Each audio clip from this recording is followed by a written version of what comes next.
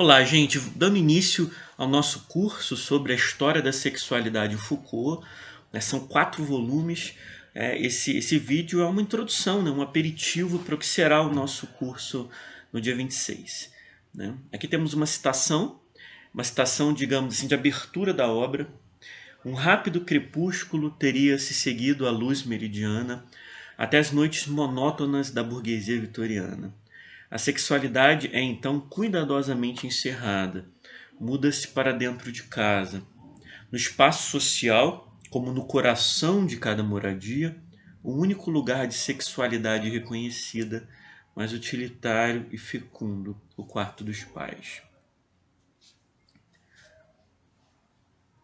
Esse é o folder do nosso curso, que será ministrado por mim e pelo professor Pedro Davi. Essa é uma imagem do grande Michel Foucault. O primeiro livro chama-se A Vontade de Saber. Ele começa com uma introdução chamada Nós Vitorianos. Nessa introdução, o Foucault vai desenvolver uma reflexão, né, sobre todo um discurso que foi construído, né, de que a modernidade teria produzido supostamente uma repressão do sexo. Né?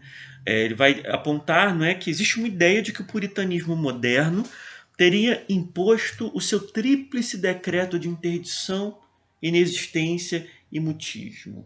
Né? Então, construiu-se um discurso sobre a repressão moderna do sexo. E essa repressão moderna do sexo estaria ligada tanto ao desenvolvimento do capitalismo e à ordem burguesa, né, quanto à incompatibilidade do sexo com uma colocação no trabalho. Tá? De outra forma, né, o sexo seria incompatível com a ordem burguesa e seria incompatível com essa nova ética do trabalho, né, trazida pela ordem burguesa. Né? E ele vai apontar uma série de questões. Né? Por exemplo, quando falamos de sexo, falamos dele como se com certo ar de transgressão deliberada. Ele vai dizer, olha, daí essa solenidade com que se fala hoje em dia do sexo. Há dezenas de anos que nós só falamos de sexo fazendo pose. Né? Então, isso seria, né, uma possível evidência. Né? Ele vai o tempo inteiro dar, digamos assim, alfinetadas na psicanálise. Ele vai dar umas alfinetadas no próprio Freud e ele vai dizer, olha, nós somos a única civilização em que certos prepostos recebem retribuição para escutar cada qual fazer confidência sobre seu sexo. Está falando da psicanálise, né?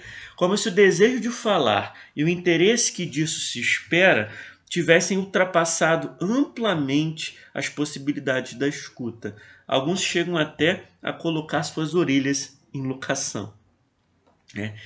Na verdade, o que ele vai apontar é que existe uma grande prédica sexual, né? Uma pregação que envolve elementos políticos, elementos discursos médicos, elementos religiosos, elementos morais. Ele vai apontar que essa grande prédica sexual, com seus próprios, entre aspas, teólogos, entre aspas, pregadores, tem percorrido nossas sociedades há algumas dezenas de anos. Né? E ele levanta uma questão fundamental que ele tenta responder na obra e nós vamos tentar discutir e responder ao longo do curso.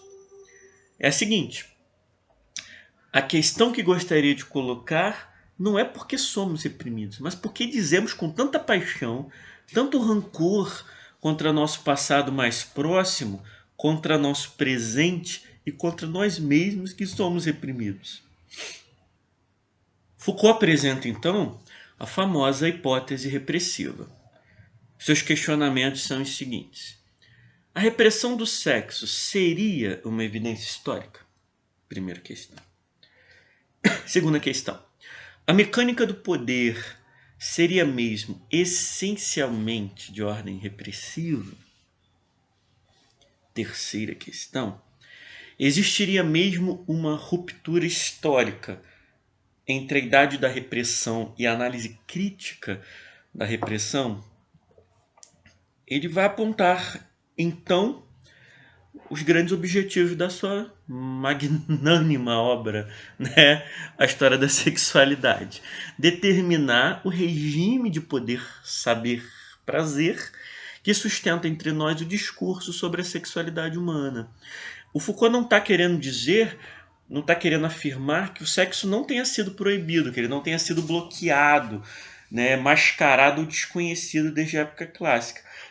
E nem mesmo afirma que a partir daí ele tenha sido menos do que antes. Ele não está dizendo que a interdição do sexo é uma ilusão, mas sim que essa interdição, fazer dessa interdição, dessa proibição, desse mutismo, o elemento fundamental e o elemento constituinte a partir do qual se poderia escrever a história do que foi dito do sexo a partir da Idade Moderna. Então, o interesse da sua obra é buscar as instâncias de produção discursiva, né, os discursos e também os silêncios sobre o sexo, as instâncias de produção de poder, né, que trabalham também na ordem da repressão, e também as instâncias de produções de saber que veicularam ao longo da história muitos erros, né? Por exemplo, a obsessão que o século XIX tinha com o que eles chamavam de onanismo, a masturbação. Né? A masturbação foi constituída no século XIX como um grande mal a ser combatido, especialmente entre as crianças. Né? O objetivo da história da sexualidade dele, então, é fazer a história dessas instâncias e das suas transformações. É refletir sobre como, a partir do fim do século XVI, o sexo foi colocado em discurso. E em vez de sofrer um processo de restrição, muito pelo contrário, o sexo foi submetido a um mecanismo de crescente incitação. Nunca se falou tanto sobre sexo. De tal forma que se constrói com a própria ciência moderna, e isso vai se intensificar profundamente no século XVIII. No século XIX isso sofre uma grande explosão, assim como no século XX, falho, uma ciência da sexualidade.